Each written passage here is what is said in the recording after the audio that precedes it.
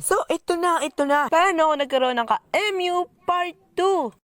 Sa wakas, nandito na ang part 2! So, ito na nga yung sunod na nangyari. Umamin siya sa akin. Ibig ko sabihin ay tinanong niya na nga talaga ako. At sinigurado kung crush ko nga ba talaga siya. At syempre, ang naging sagot ko, yak, ew, hindi kita gusto, no? Duh! Joke lang. Hindi ganun na naging sagot ko. Ito talaga yung nangyari. Talaga ba? Crush mo nga ba talaga ako?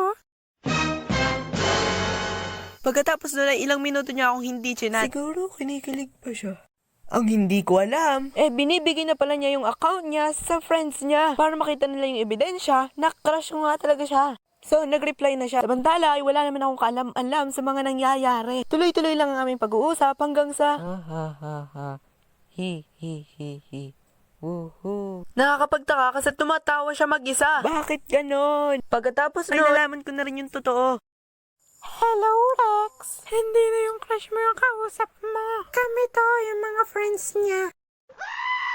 At kinabukasan ay pumasok pa rin ako nun sa school. Okay lang na mapahiya.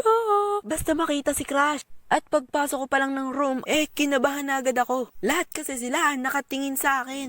Mukhang nahuli na ang aking pagdating. Sa aking pakiwaring na isagawa niya na ang malawakang pagtraidor. At nagsimula na nila akong ulutin.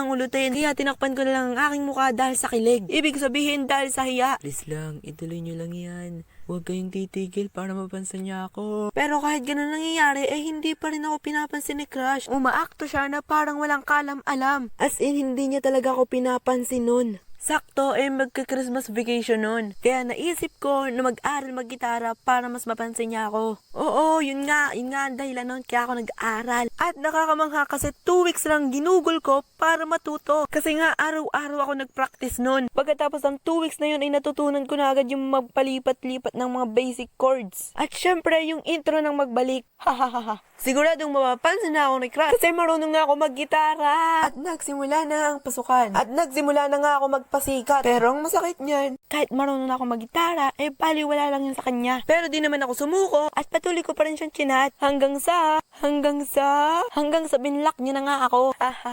Hanggang sa hindi ko na nga siya makausap. Kasi nga umiiwas siya. But, just wait. There's more. Hindi pa dyan natatapos yung kwento. February 21, 2019. Nagtanong ako sa isang miyembro ng aming tropa na itago natin sa pangalang Ed. Babae siya! Babae! Sige na nga, Shell na nga lang yung pangalan. Tinanong ko siya kung may pasok ba talaga bukas. At sabi niya, wala, syempre, ikaw kay tulog nung ina-announce yun. Sagot ko naman, sige, salamat. Tapos sabi niya, you're welcome, good night sa'yo. Pangalawang araw, chinat niya ulit ako. Hello, baby boy. At pangatlong araw, may inamin siya sa akin. Gusto man din kita. Salamat sa panonood. Huwag kalimutang mag-subscribe, like, at mag-share ng video ito. Yun lang. Salamat!